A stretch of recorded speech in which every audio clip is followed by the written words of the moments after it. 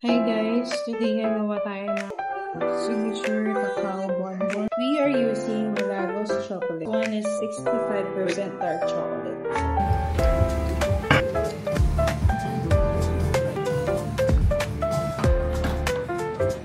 So, tutunawin natin itong Milagros chocolate.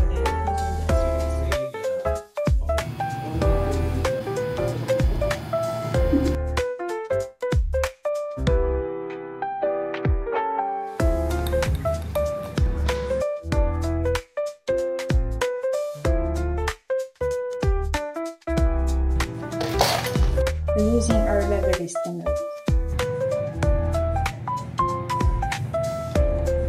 We will now add our chocolate.